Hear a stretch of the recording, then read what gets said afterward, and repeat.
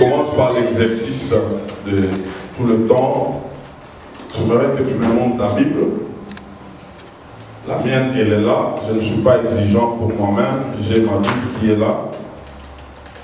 Regarde à ton voisin s'il a la Bible. S'il n'a pas la Bible, tu lui poses la question: où est ta Bible? Et ce matin, nous avons un sous-thème qui va nous conduire, avant que nous puissions terminer l'année. En réalité, dans l'homme, c'est l'esprit. En réalité, dans l'homme, c'est l'esprit. Et nous les trouvons dans Job, chapitre 32, verset combien? 8. J'aimerais qu'on lise ça. Ah, regarde à ton voisin, dis-lui, tel que tu es là, tu es un esprit. Regarde-le bien, tu lui dis que tu es un esprit. Ah, nous aurons affaire aux esprits maintenant. Nous allons comprendre cela et nous allons commencer à aborder la vie comme des esprits. Nous lisons Job chapitre 32, verset 8. Mais en réalité, dans l'homme, c'est l'esprit, le souffle du Tout-Puissant qui donne l'intelligence. Amen. Nous prenons Romains chapitre 1er, le verset 9. Romains chapitre 1er, le verset combien? Ah, nous devons participer nous tous. Verset combien? 9. Écoutons ça. Dieu que je sers en mon esprit dans l'évangile de son Fils m'est témoin que je fais sans cesse mention de vous. Dieu que je sers en mon esprit. Soulignez bien cela.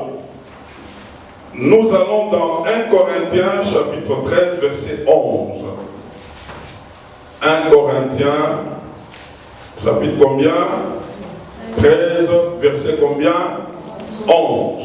Nous lisons: lorsque j'étais enfant, je parlais comme un enfant, je pensais comme un enfant, j'ai raisonné comme un enfant.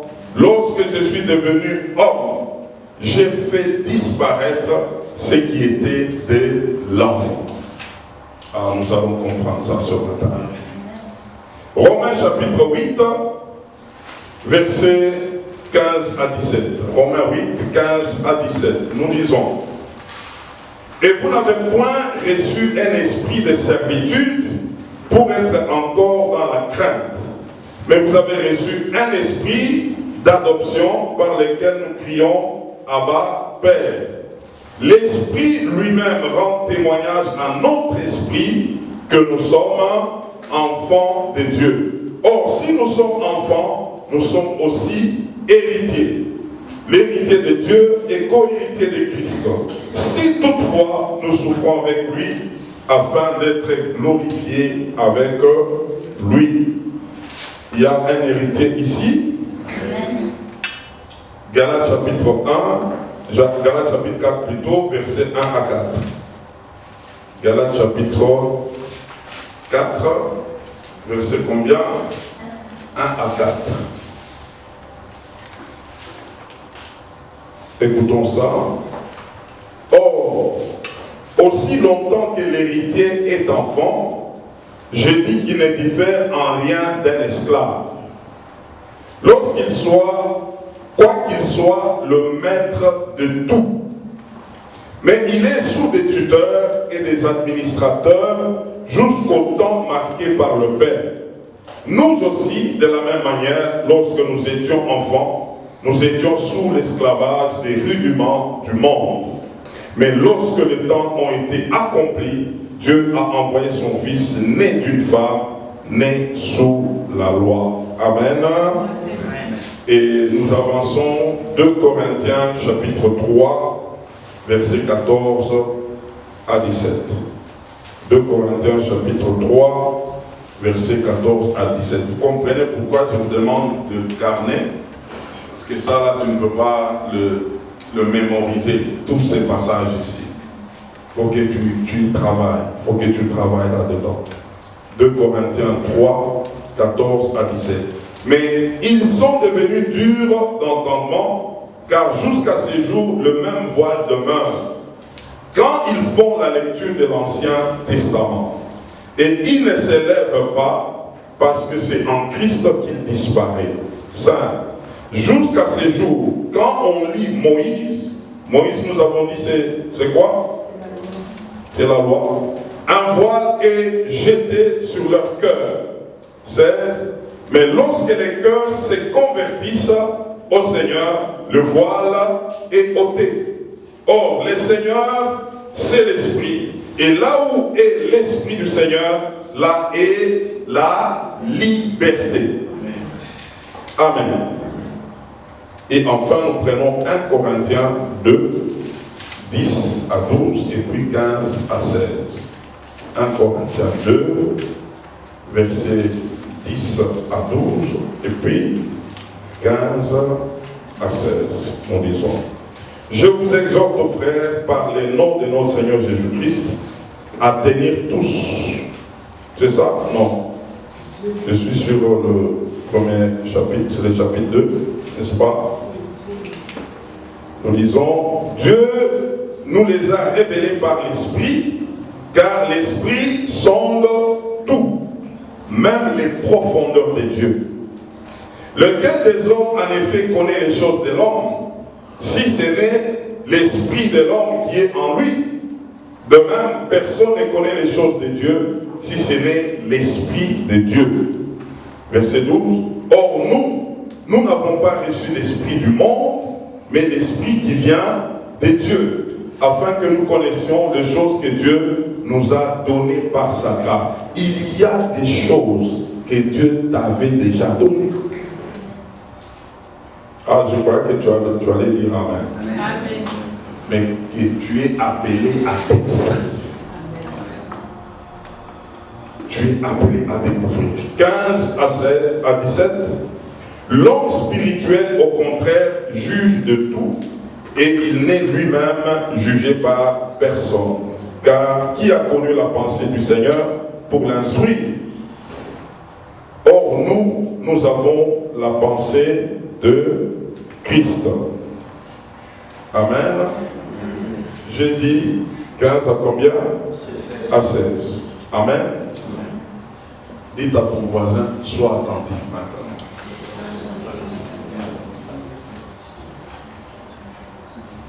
En réalité, dans l'homme, c'est l'esprit. Et qui a fait cette déclaration? C'est un jeune homme qui répond au nom de Élie. Cet homme, écoutez comment est-ce que les amis de Job voulaient persuader Job de ce qui lui était arrivé, que ce n'était pas Dieu qui était l'auteur de cela. Mais Job s'est posé des questions. Comment de telles choses me sont arrivées? Mais eux tous, pendant qu'ils parlaient, ils n'arrivaient pas à convaincre Job. Ils lui expliquaient des choses, mais ça ne passait pas. Alors il y avait un jeune homme qui était à côté d'eux. Il les entendait. Ce jeune homme-là, Élie. Maintenant, lui avait des paroles. Mais parce qu'il était jeune en âge, il se disait que les vieux qui parlent à Job, c'est eux qui vont les convaincre parce qu'ils sont plus âgés. Mais tout ce qu'ils suivaient, ça ne pouvait pas convaincre Job. Mais lui avait des paroles en lui. Jusqu'à ce que l'esprit l'a poussé à parler. Et c'est comme ça qu'il a introduit ces paroles. Est-ce qu'on peut le lire encore?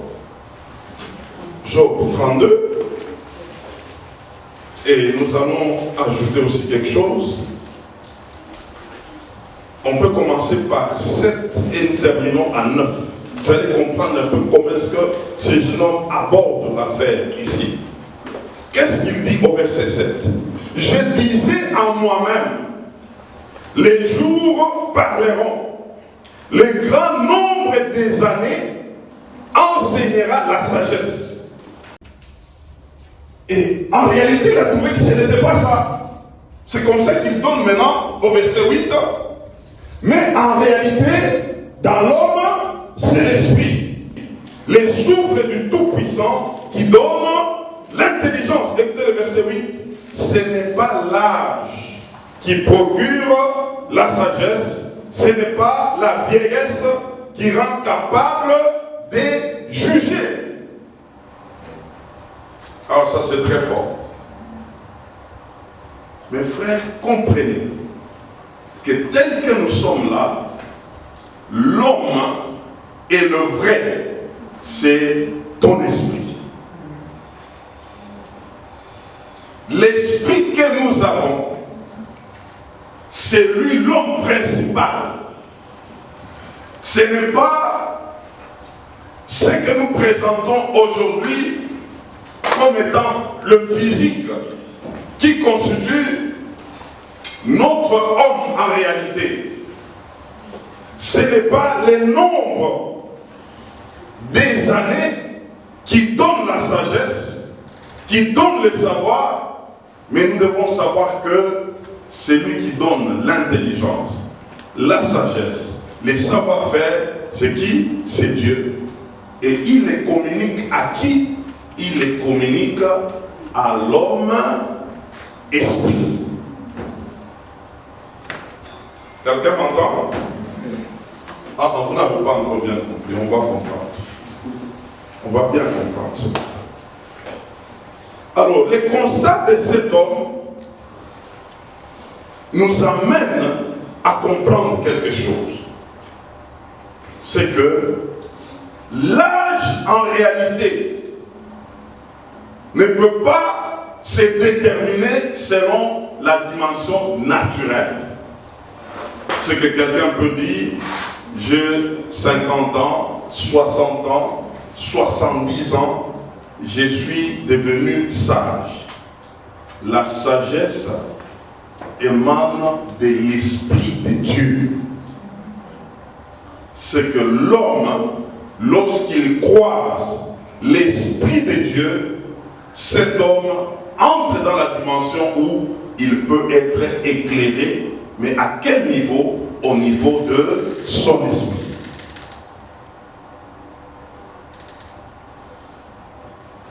Mais il y a une réalité. Si nous prenons 1 Thessaloniciens chapitre 5, le verset 23, on nous présente combien de parties de l'homme? 3 parties. On présente premièrement la partie de l'esprit, la partie de l'âme et la partie du corps. Et quand vous lisez correctement, la manière dont on les présente, on parle de l'être qui est l'homme, et cet être est réparti en 3 parties. Et on commence par la première partie qui est la partie de l'esprit. La deuxième partie, la partie de l'âme. Et la troisième, la partie du corps. En réalité, tel que nous sommes là, physiquement, chacun avec son corps, cette partie du corps, c'est la dernière partie de l'homme. La première partie de l'homme est la principale. Elle s'appelle l'esprit. Quand Dieu te regarde, il ne te voit pas l'esprit. Amen. Dis à pas ton voisin que Dieu te voit par l'esprit. Alors je vous pose la question. As-tu déjà vu ton esprit? As-tu déjà vu ton esprit? Demande un peu à ton voisin ça. Qu'est-ce que tu vois? Tu vois quoi en toi? Pardon? Les corps, hein? Quand tu dis là, moi, moi que tu vois là, moi que tu vois. Tu penses ça, tu te dis, tu te présentes comment? Quand tu dis là, moi que tu vois, frère, tu me vois moi. Tu me vois. Tu penses à quoi? Tu te dis, comment tu te présentes? Pardon? Non, soyons sincères. C'est les corps. C'est les corps. Moi que tu vois là. C'est le physique qu'on présente. On présente le physique. Je dis bien souvent, n'est-ce pas? Oui. Ceux qui comprennent ce que je veux dire, ils ont une autre manière de se présenter. Et nous allons le comprendre. Alors, on présente en réalité l'homme qui est le dernier de l'homme. Très souvent, nous présentons soit la partie de l'âme, c'est-à-dire quand nous parlons de l'âme, nous voyons ma culture, ma réflexion, mon intelligence, ma manière d'aborder les choses. J'ai beaucoup étudié, je suis d'une bonne famille, j'ai de bien. En fait, nous présentons soit le niveau de l'âme ou le niveau du corps. Mais peu ont compris que l'homme, en réalité, il commence par l'esprit. Tel que tu es là, ta ressemblance avec Dieu est au niveau de ton esprit. Parce que Dieu lui-même, il est esprit. Et quand il a dit, faisons l'homme à notre image et à notre ressemblance, Dieu voyait faire un homme esprit. Est-ce que nous nous comprenons? Parce que nous allons monter avec cette matière. Depuis vendredi, je dis ceci. Quand on parle de toi, il faut déjà avoir un réflexe qu'on parle de moi en tant qu'esprit. Quand tu te présentes, tu dois comprendre que la personne que je présente, c'est la personne qui est comment? Esprit. Vous savez, l'apôtre Paul appelle le corps que nous avons, il appelle ça une enveloppe ou encore une tente. La tente en soi, c'est un endroit où on peut s'abriter, n'est-ce pas? Et arrivera un moment, on peut sortir de cette couverture-là. Et donc, les corps que nous avons, c'est comme une enveloppe. Un jour, nous allons quitter cette enveloppe pour que nous puissions nous retrouver là où nous devons être, c'est-à-dire vis-à-vis de Dieu. Mais il s'est fait que on a amené plusieurs à considérer l'enveloppe au lieu de considérer les contenus. Ton esprit, c'est ça même les contenus les plus importants. Lorsqu'on t'envoie une lettre dans une enveloppe, qu'est-ce qui est intéressant? Est-ce l'enveloppe ou la lettre? La lettre. D'ailleurs, il y a des gens qui gardent rarement leur enveloppe. Ils doivent déchirer l'enveloppe, ils retirent la lettre, ils gardent la lettre. Mais il se fait qu'aujourd'hui, il y a inversion de valeur. On commence à garder l'enveloppe et on jette la lettre. On minimise la lettre. Tel que tu es là, l'homme principal en toi, c'est ton esprit. Nous sommes d'accord à ce point? Oui. Est-ce que nous sommes d'accord à ce point? Oui.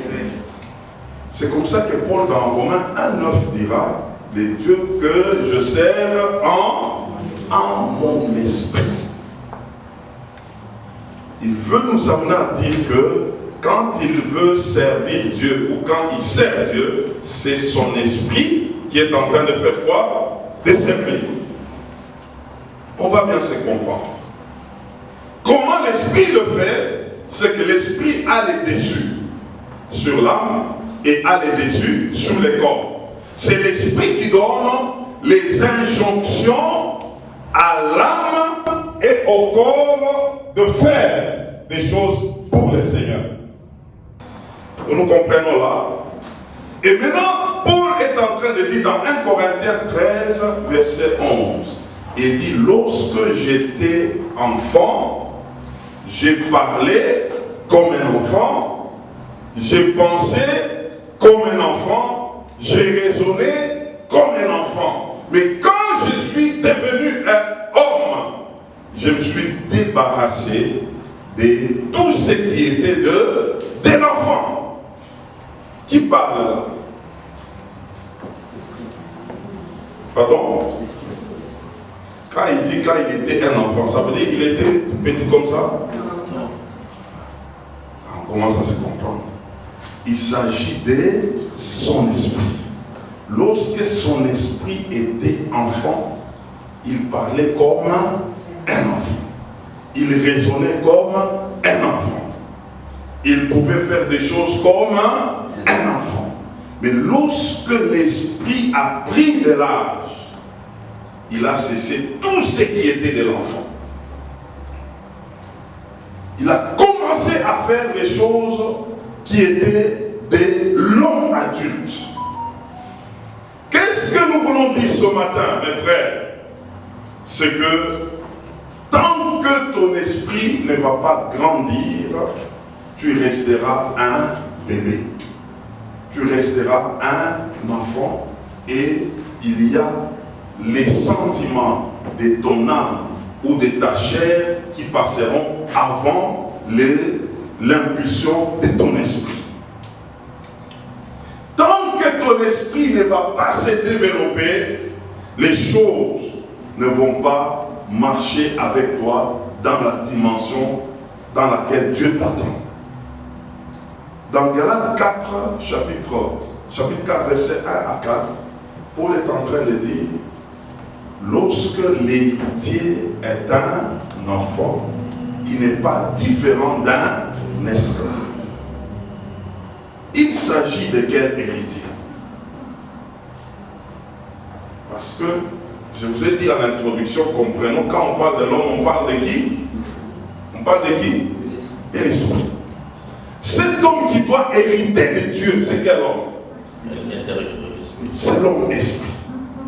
Maintenant, on nous dit, lorsque cet homme est un enfant, il n'est pas différent d'un esclave, quand bien même il a tout. Je veux te dire ce matin qu'en Christ, tu as tout.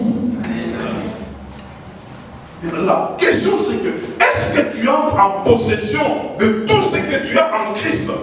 C'est ça le problème. Tu as tout ce dont tu as besoin en Christ. Tu en as, frère. Maintenant, qu'est-ce qui se passe? Paul nous donne la réponse. Lorsque tu es un enfant, tu es comme un esclave. Et l'esclave, il est géré. Il y a des tuteurs qui gèrent. Il y a des administrateurs qui gèrent. Tu peux avoir ton argent, mais il y a quelqu'un qui gère. Tu as ta santé, où tu ne dois pas tomber malade, mais il y a quelqu'un qui gère ça. Tu commences à tomber malade. Vous n'avez jamais vu quelqu'un qui a des comptes en banque, mais la personne qui gère, c'est la personne qui mange ça. L'héritier est en train de souffrir. L'héritier n'a pas accès à ce qui est en lui. Il y a des gens qui gèrent ses avoirs. La plupart des enfants de Dieu sont comme ça. Frère, on t'a déjà dit en Christ, tu ne peux jamais tomber malade. Mais toi là, toujours malade. Il y a des tuteurs qui sont là, en train de gérer ta santé. Quand ils peuvent te mettre par terre, ils te mettent par terre. Quelqu'un qui est en Christ, il se lamente toujours. Oh, Christ nous donne la paix. Tu ne vis jamais la paix. Il y a des tuteurs, il y a des administrateurs qui gèrent ce qui est à toi. Pourquoi? Parce que tu es encore un enfant. Un enfant, lorsqu'il a un problème, il ne fait que pleurer, il ne fait que se lamenter. Il n'a pas de solution. Mais la Bible nous dit, et elle nous appelle des héritiers. Nous sommes des héritiers, des co-héritiers avec Christ. Mais Paul dit, lorsque l'héritier est un enfant. Il n'est pas différent d'un esclave. Est-ce que tout ce que Christ t'a promis, tu es déjà entré en possession? Le fait d'entrer en Christ, il y a autant de promesses, plus de 8000 promesses. Mais un enfant de Dieu est en train de se lamenter. Un enfant de Dieu est en train de pleurer. Il ne sait pas accéder à ce qui est à lui. Le vrai problème, c'est quoi? C'est encore un enfant. Il y a des tuteurs. Maintenant, Paul est en train de dire, nous aussi, nous avions vécu ces choses. Lorsque nous ne connaissions pas encore Christ, nous étions sous le poids du monde. Alors là, il a révélé quelque chose. Qu'est-ce qui fait que tu n'arrives pas à accéder dans ce qui est en toi? Il y a un poids du monde. Il y a une impulsion du monde. Il y a une force du monde qui détient des choses de ceux de Dieu captifs. Et la plupart ne savent pas se libérer de ce poids du monde. Et ici, je suis en train de m'adresser à l'homme esprit. Suivez-moi très bien. Est-ce que ton esprit est déjà libéré du poids du monde?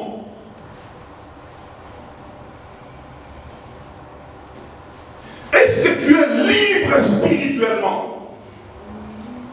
Ou c'est ton esprit qui est en train de diriger tes sentiments, qui est en train de diriger ton corps?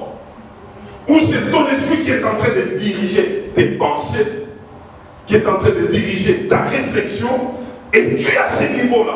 C'est ça le poids du monde. Quand tu abordes la vie du monde, est-ce que tu l'abordes par l'Esprit de Dieu qui te communique la manière de faire selon Dieu?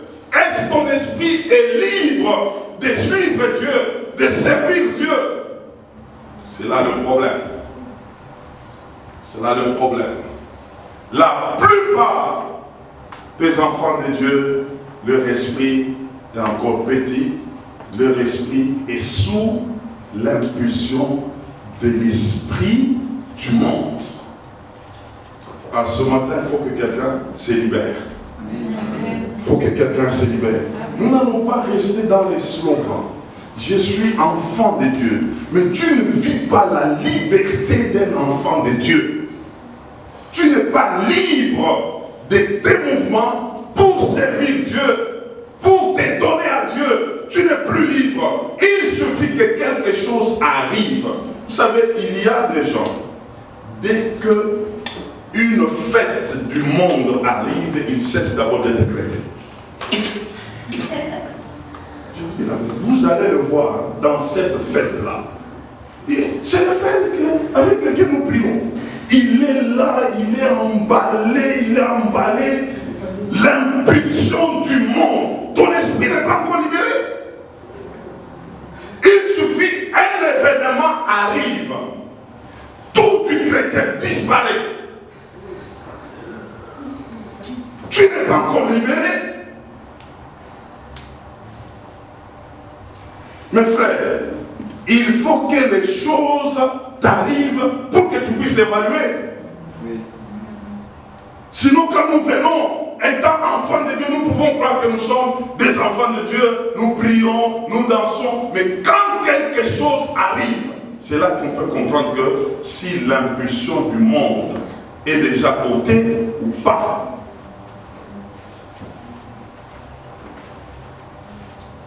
L'apôtre Paul, avant de rencontrer Jésus, il était un persécuteur de l'Église. Mais lui croyait qu'il était en train de servir Dieu. En même temps, il persécutait l'Église. Mais lui croyait que ce qu'il faisait, c'est ça la vie chrétienne. Nous avons plusieurs comme ça. Il se croit déjà être sauvé, être libéré, mais le poids du monde, il n'est pas encore libéré de ça. Il n'est pas encore libéré de ça. Pour que tu sois libéré, nous allons le comprendre ce matin. Frère, il y a des choses que tu dois faire. J'ai dit, il y a des choses que tu dois faire. Oui. Sinon, tu vas compter le nombre d'années dans l'église, mais le monde est toujours en toi, en train de faire son travail, en train de te mettre par terre. Combien de gens ils peuvent être dans le Seigneur, soi-disant, mais les scandales arrivent. Vous savez pourquoi? C'est l'impulsion du monde. Son esprit n'est pas encore libéré. L'ennemi a le contrôle. L'ennemi sait faire quelque chose pour te mettre par terre. Mais la volonté de Dieu est que tu ne sois pas de ces nombres-là. La volonté de Dieu est que tu sois réellement libre. C'est pourquoi le premier point ici, tu dois d'abord comprendre que tu es un homme spirituel. Tu es un homme esprit. Il faut que tu le saches. Déjà, commence à aborder ta vie avec ce point-là. Que tel que tu es là, l'homme principal en toi, c'est qui? C'est ton esprit. Tout ce que le corps fait, il obéit à quelqu'un. Alléluia. Le corps, ton corps, s'il n'obéit pas à ton esprit, il obéit à ton âme. Dans l'âme de l'homme, c'est là que se trouve le sentiment, les réflexions, les pensées, la manière d'appréhender les choses, c'est dans l'âme. C'est pourquoi quand j'ai posé la question ici, quand tu te dis moi que tu vois, en fait c'est l'ensemble de tes pensées, de tes réflexions, ta manière de faire, ta manière d'agir, tout ce que tu as déjà reçu, c'est ce qui constitue le moi de l'homme. Maintenant, le moi là de l'homme doit être soumis à l'esprit de l'homme. Parce que c'est l'esprit de l'homme qui est en contact avec l'esprit de Dieu. Lui doit être soumis au Saint-Esprit. Je suis en train de vous introduire cette matière parce que je ne veux pas la terminer aujourd'hui. Il y a beaucoup de choses à dire. Beaucoup de gens ont abordé la vie chrétienne avec leur âme et leur corps. C'est-à-dire quoi? Dans l'âme, il y a les sentiments, il y a les pensées, il y a la manière de faire, mais lorsque ces choses-là ne sont pas libérées, il va le faire selon le monde. Alors, lorsqu'on fait les choses selon le monde, on n'est pas libéré dans l'esprit. En toi, la personne qui est disposée à accepter la volonté de Dieu, c'est qui? C'est l'esprit. C'est pourquoi l'exercice, frère, que tu dois faire, c'est d'amener ton âme à obéir à ton esprit. Là, comment? Je suis en train de vous présenter d'abord les choses telles que ça doit se passer. C'est pourquoi il y a une guerre. Quelqu'un peut dire, aujourd'hui, je vais faire la volonté de Dieu. Maintenant, quand tu le dis là, tu l'as dit par l'esprit ou par l'âme? Quand tu le dis par l'âme, l'âme n'est pas capable d'accomplir quelque chose de l'humain, d'elle-même. On la dompte toujours par l'esprit du monde. Pourquoi? Parce que tel que tu es là, quand tu étais païen, tu vivais avec les deux parties de l'homme. Tu vivais avec quoi? Une âme et un corps. Ton esprit était comment? Ton esprit était déjà décédé. Adam, quand il a péché, Dieu l'a mis de côté. Est-ce que Adam était mort physiquement? Non. Il était mort physiquement? Non. Mais il était mort spirituellement. C'est pourquoi quand on parle de la nouvelle naissance, il s'agit de la naissance de qui? De l'esprit. Maintenant, l'esprit là qui vient, il vient pour trouver qui? Une âme qui vivait et un corps qui vivait. L'âme a ses pensées, a ses sentiments, a sa manière de faire. L'âme a été coachée par l'esprit du monde. C'est pourquoi même quand quelqu'un s'est converti, du coup il s'est converti, il marchait comme ça. Ce n'est pas le fait qu'il s'est converti aujourd'hui, il va changer sa démarche. Non. L'âme là t'a amené à faire ça pendant 30 ans. L'âme t'a amené à faire les choses, suivre la musique, aimer les choses du monde pendant 20 ans. Maintenant, quand il faut changer ces choses, c'est là qu'elle devient maintenant quoi? La guerre. Est-ce que quelqu'un me comprend? C'est pourquoi mes frères, même quand on s'est converti, les changements ce n'est pas les tic-tac. Il faut faire quoi? Travailler. Parce qu'il y a des choses que tu as eu à faire dans ton âme pendant autant d'années. Maintenant, l'esprit est né de nouveau. C'est que l'esprit est venu, il a trouvé deux personnes qui vivaient déjà en toi. C'est qui? Il y a ton âme, il y a ton corps. Maintenant, quand il les trouve, l'âme, c'est lui qui gérait ça. Il gérait le corps, il le conduisait là où il voulait. Il va dire au corps, tu vas fumer aujourd'hui, tu vas fumer. Il va dire au corps, tu vas suivre une fille comme ça, tu vas suivre, ça c'est l'âme. Il dit au corps, on va aller dans la boîte de nuit. Ils iront dans la boîte de nuit, ça c'est l'âme. Maintenant l'esprit vient, lui il est venu par Dieu, il trouve une telle situation en toi. Maintenant l'esprit commence à dire, non, tu ne dois pas faire ça. L'âme lui regarde et dit, mais toi tu viens à peine d'arriver. N'est-ce pas, tu es petit toi? Parce que toi tu as de l'âge plus que moi. L'âme refuse. Et c'est là que vous allez voir un enfant de Dieu, il a péché, mais il s'est dit, mais pourquoi j'ai péché? Mais je ne sais pas comment est-ce que j'ai péché. C'est là. Parce qu'il domine toujours l'esprit qui est encore comment? Petit. Tu as injurié quelqu'un, toi tu es né de nouveau, tu as dit des choses. Ah, mais ça vient d'où? Ça vient de l'âme. L'âme, c'est lui qui gère la situation. Je vous ai dit vendredi. Tu es là, tu t'arrives, tu dis non, non, en tout cas, je dois m'habiller. Tu arrives, il y a une fête. Tu t'habilles, tu regardes. Il y a des habits de l'esprit qui sont là. C'est des habits des sangs. Il y a des habits de l'âme. C'est les habits du monde. Ça doit te serrer, ça doit te mettre des formes. Et puis toi, l'âme dit, prends ça. Et tu te dis, mais les frères là, comment il est là? On ne sait pas le voir avec un pantalon qui est jusqu'ici haut. En dessous des fesses. Frère, l'âme a donné des injonctions. Tu te retrouves, mais tu es là-dedans. Mais ça se passe comment? J'ai une fille là. J'ai parlé avec elle. Elle a des cheveux. J'ai dit, mais ma soeur, mais ça va te créer des problèmes à la belle famille. Il faut un peu changer. Toi, tu veux te marier. La belle famille va se poser des questions. Mais c'est quelle fille? C'est très compliqué. Jusqu'à aujourd'hui, elle n'a pas changé. J'ai dit, je suis en train de comprendre ces choses. C'est l'âme qui gère la vie. Donc, dans l'âme, l'âme l'a déjà convaincu que c'est que tu es là. C'est ce qu'il faut.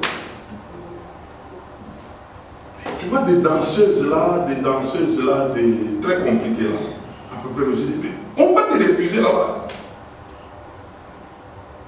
Pour lui là, c'est ça ou rien. Vous voyez comment est-ce que nous avons un combat à faire. L'âme a pris la direction de plusieurs. Quand tu regardes, ça a déjà même changé le raisonnement. Quand tu regardes, ce qui doit être bien pour toi là, ce n'est pas clair. Tu dis non, non, c'est pas ça. Avec la mode d'aujourd'hui là, non, là ça ne va pas. Il faut seulement ça. Le jugement est tronqué.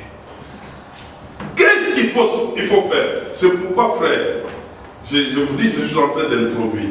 Si je vous dis seulement, j'ai déjà dépassé l'évangile, ne faites pas ça, ne faites pas comme ça, ça c'est un péché, j'ai déjà dépassé ça. Je vais vous amener en esprit. Amen. Le Saint-Esprit va commencer à vous faire la guerre. C'est lui-même qui va commencer à vous parler.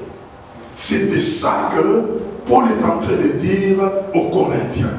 Il dit, il y a des gens, quand ils lisent l'Ancien Testament, ils ont des voiles sur leurs yeux. Mais lorsque le cœur s'est converti, ils verront clair, les voiles vont tomber. Tu as besoin que ton esprit se mette debout. Que ton esprit prenne la direction de ta vie. Il y a des choses qu'on ne te dira pas faire. Tu les regarderas, tu diras non, ça, pas moi. Ici, la frère, non, je ne peux pas mettre mes pieds. Ça ne me convient pas. Mais tant que ce n'est pas l'esprit qui a le devant, tu vas te battre. Tu vas te battre avec toi-même et tu vas te battre avec ceux qui viendront te dire pas ça.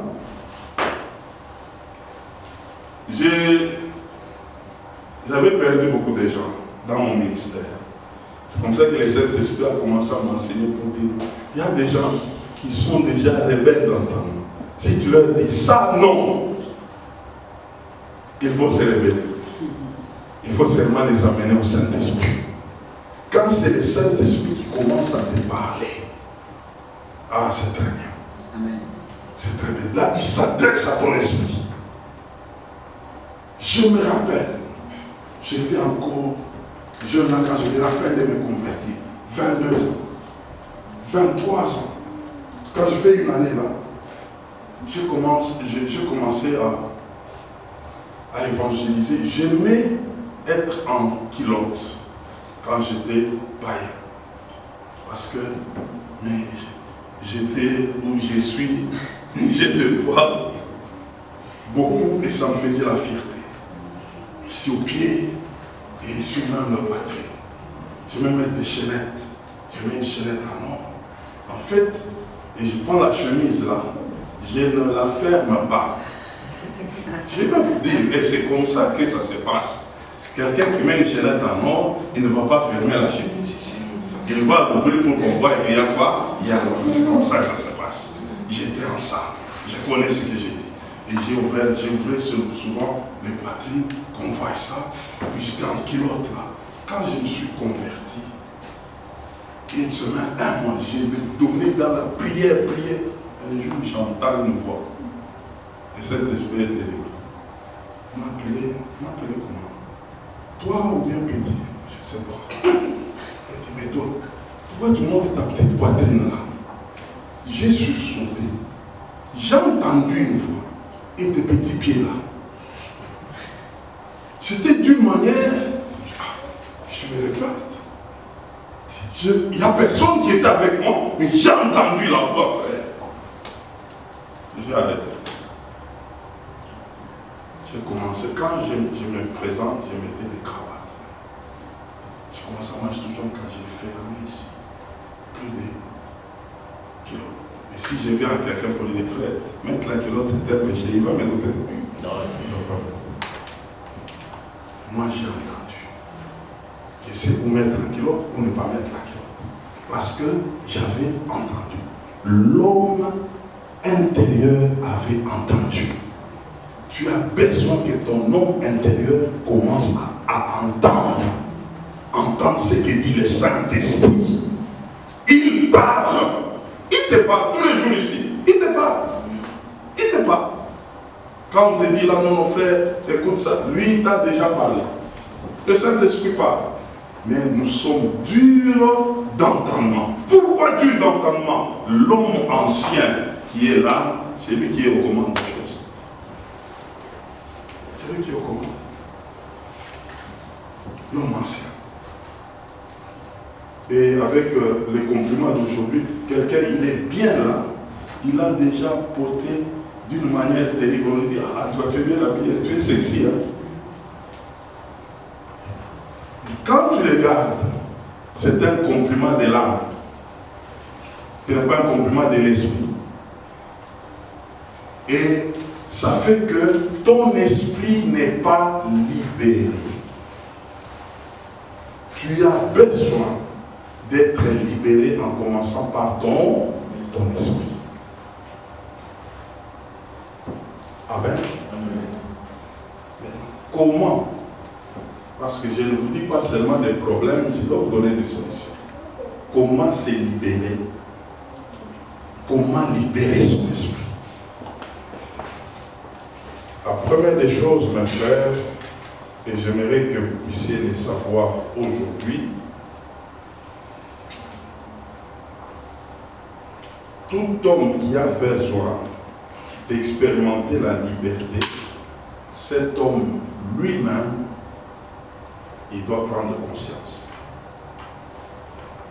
La prise de conscience, c'est un élément déclencheur. La prise de conscience. Vous savez, tel que je suis en train de vous parler, si votre âme résiste, ça sera encore un blocage. C'est un combat, frère. On va le comprendre que c'est un combat. Tant que tu ne comprendras pas que tu es un esprit d'abord, à la place, il y a l'âme, il y a le corps, tu ne vas pas avancer.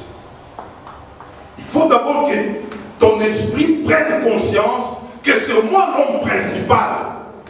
Je dois prendre le commande des choses.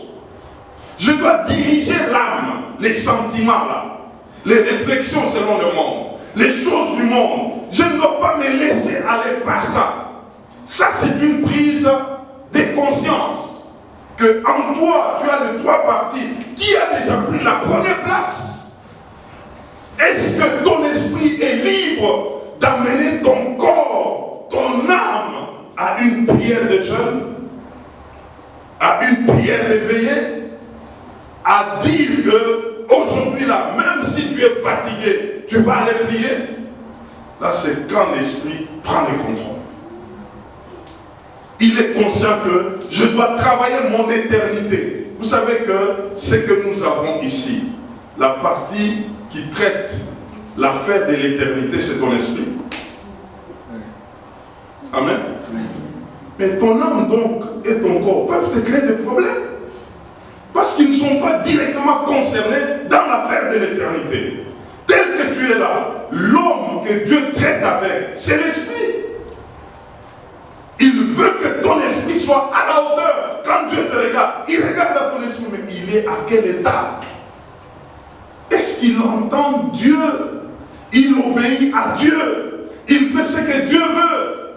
Est-ce que ton esprit a déjà le contrôle des choses? Quand tu commences à prendre conscience de cela, tu t'es fâché, mais tu regardes que non, ça ce n'est pas la partie de l'esprit, ça c'est la partie de l'âme, je dois m'amender. Parce que l'âme a toujours tendance à me tirer vers le bas. Tu as fait du mal, tu commences à avoir ces réflexes, non, ça ne vient pas de l'esprit. Mais frère, lorsque tu commences à prendre conscience, tu es en train de faire la part des choses entre l'esprit, l'âme et le corps, tu as fait quelque chose.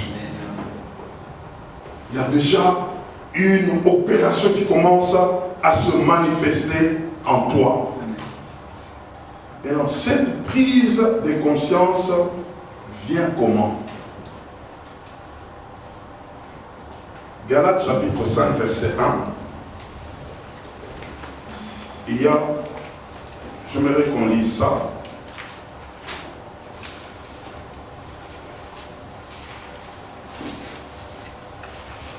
Amen. Est-ce que nous sommes là? Galates chapitre 5, verset 1 nous dit quoi? Ouvrez vos Bibles.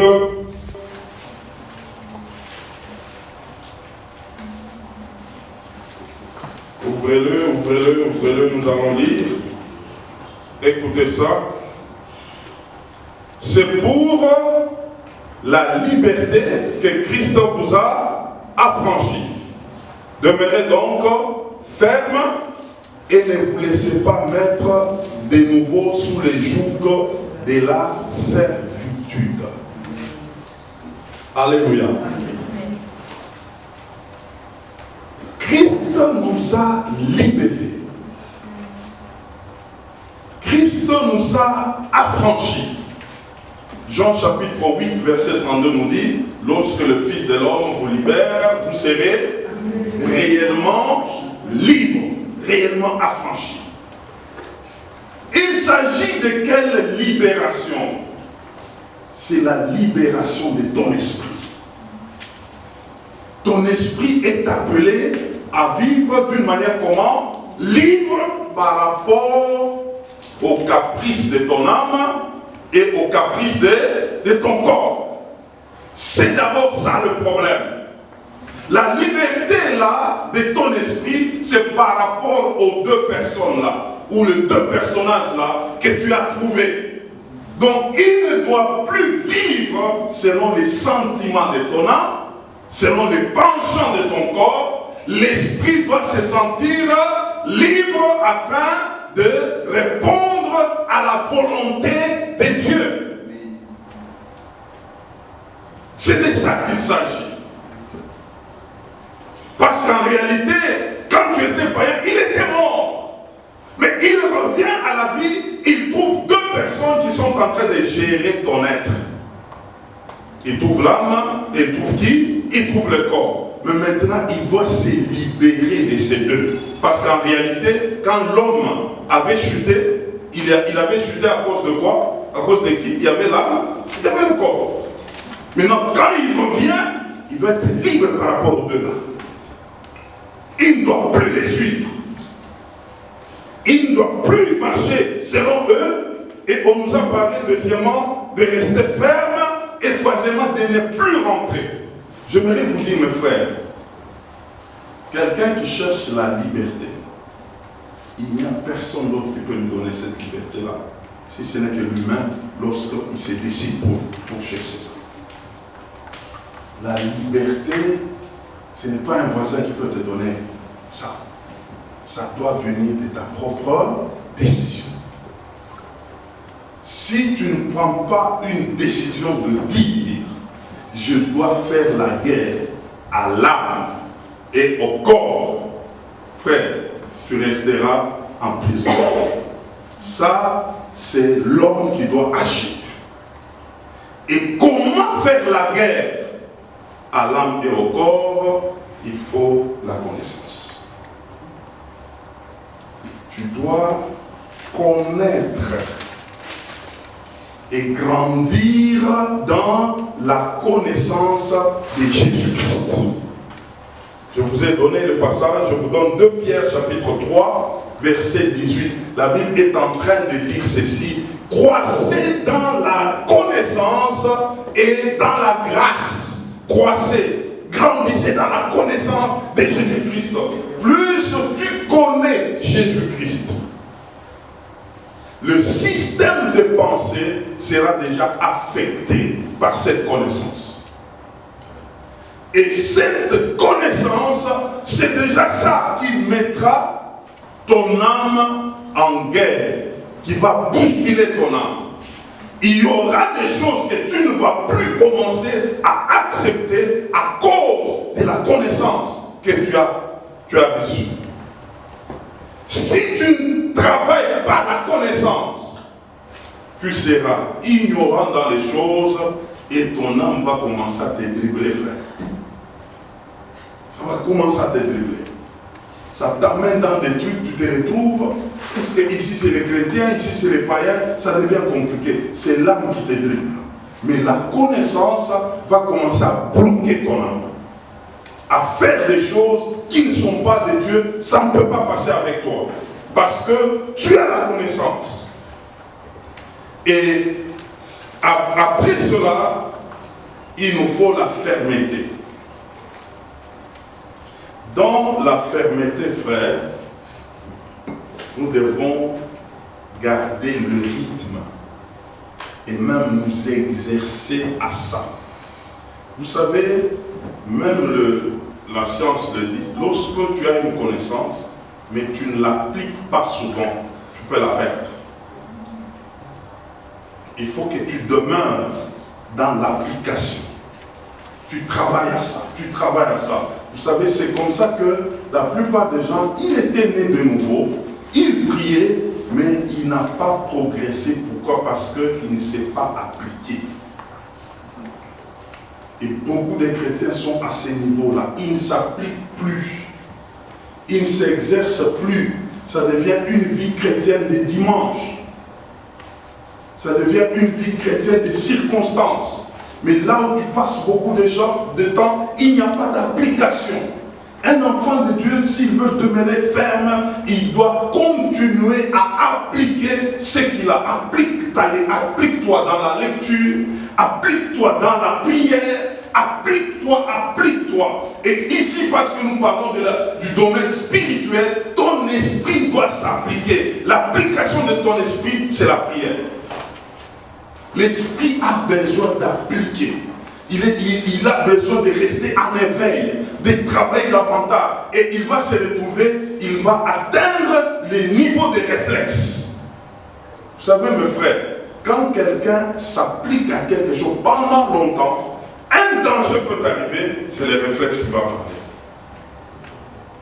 Ça ne sera pas une question de ce que j'ai, ou c'est le premier pas que tu dois faire, doit venir d'un réflexe. Donc, si tu n'es pas appliqué, tu peux manquer la notion de Dieu, ça peut t'attraper. Il faut s'appliquer. Et dans l'application, il y a la discipline. Tu t'appliques dans la prière, tu t'appliques dans la lecture. Tu es en train de garder la chaleur de tout ce que tu as reçu de la part du Seigneur. Et ça sera des choses qui vont commencer à te garder en esprit. Sinon, mes frères, on va te retrouver, c'est comme ça que quelqu'un, quand on dit non, prions, même prier en langue, il y a des gens qui disent non, moi je ne peux pas prier directement. Il faut que je me concentre d'abord, on prie d'abord, c'est comme une machine qu'on est en train de ramener. Frère, quand tu es déjà dans l'application souvent, ça peut commencer à tout moment. À tout moment. Tel que je suis là, je peux prier en langue directement. Mon esprit est appliqué. Je peux aller quelque part. Je peux prier pour quelqu'un. Je ne veux pas dire à quelqu'un, non, il faut que je me sanctifie d'abord. Mon esprit est sanctifié. Je suis prêt à tout moment. Parce que je m'applique. Et quand tu t'appliques comme ça, tu vas commencer à marcher dans le réflexe de l'esprit. Il y a ce réflexe que je suis un esprit. Tu n'as pas peur quand tu es devant un occultiste, parce que tu sais que ton esprit est plus grand que son esprit. C'est quand tu t'appliques. C'est quand tu t'appliques. Ça devient une réalité. Tu ne peux pas regarder comme ça. Il y a des occultistes qui m'ont déjà fui plusieurs fois. Quelqu'un me regarde comme ça et me dit, non, tu me fais peur quand tu me regardes. Moi, je suis tranquille. Je dis, je te fais peur comment? Non, en tout cas, je ne veux pas. Je dis, ça sont des démons qui sont là-dedans. Travaille ta vie chrétienne, ta vie de l'esprit. Applique-toi. Et que les réflexes commencent à parler. Tu verras que tu vas accéder à des niveaux spirituels, ton esprit va grandir. Et troisièmement, enfin, Paul nous met en garde que nous ne puissions plus rentrer dans ce que nous étions autrefois. Frère, dès que tu commences à lâcher quelque part, c'est directement l'ennemi qui va te prendre. Il n'y a pas de transition. C'est comme ça qu'il y a des gens qui se retrouvent. Il était païen, il est devenu enfant de Dieu, mais il tombe dans quelque chose de scandaleux. Mais vous ne comprenez pas pourquoi la chose là lui est arrivée. Même les païens, ça n'arrive pas comme ça. Est-ce qu'on se l'est dit? Mais lui, il a déjà commencé à dire, mais ça c'est quel scandale qui lui est arrivé? Pourquoi? Parce que il a lâché avec Dieu et l'ennemi le récupère avec méchanceté pour en finir avec lui. Et on commence à crier scandale. En réalité, c'est parce que la personne qui a lâché l'ennemi est aux aguets jusqu'aujourd'hui. Tel que tu es en train de prier, c'est bien. Mais dès que tu lâches, quelque chose de mauvais peut t'arriver, plus que même ce qui t'arrivait quand tu étais païen. C'est ce que ça veut dire. Donc c'est pour dire, il ne faut pas lâcher. Il ne faut pas lâcher. Il ne faut pas lâcher. Tu dois demeurer ferme, en train de t'appliquer, et le réflexe que tu as, tu dois comprendre que tu es un homme spirituel. Et que c'est ton esprit qui doit prendre les commandes de tout ton être. Et cet exercice-là ne se fait pas seulement ici. Ça doit se faire partout là où tu te trouves. Tu dois travailler à ça. Jusqu'à ce que tu commenceras à marcher selon l'esprit et tu n'accompliras pas les désirs de la chair. C'est ce que nous allons voir par la suite. Nous pouvons arriver à marcher maintenant. Où quelqu'un commence à marcher, il commence à marcher comme quelqu'un qui est toujours attentif. Il fait attention à tout. C'est ça la volonté de Dieu, frère. Partout où tu es là, dès que tu es là, frère, tu commences à te poser la question. Ici c'est Dieu ou ici c'est Satan? Tu marches, tu arrives à un endroit. Ici c'est quel esprit qui est en train de régir ou c'est comment? Dès que tu commences à arriver à ce niveau-là, frère, ton esprit est en train de grandir. Amen. Ton esprit est en train de grandir. Ton esprit est en train de grandir. C'est lui maintenant qui commence à gérer tout ton être. Tu vas te retrouver dans tous les domaines. Même quand tu regardes quelqu'un, tu regardes, tu veux t'engager, frère, l'esprit va commencer à te parler. Ici, non. Ici, tu vas perdre toute la spiritualité. Ici, oui. Ici, il ne faut pas entrer. Quelqu'un commence à marcher selon l'esprit. Mais frère, il faut travailler. J'ai dit, il faut faire quoi? Il faut travailler. La vie chrétienne, ce n'est pas une vie chrétienne. Le dimanche, tu viens, comme vous venez ici, vous écoutez la parole et puis vous partez, chacun part. Non. Ici, là, quand tu prends, tu t'appliques. Tu commences à chercher comment va tes journées de prière, tes journées de lecture. Tu commences à voir comment je vais me donner une discipline. Tu commences à travailler en toi. Ton esprit va commencer à prendre de l'âge. Ton esprit va commencer à grandir.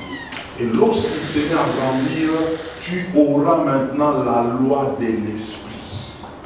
C'est que c'est l'esprit qui commencera à te guider, à te dire des choses.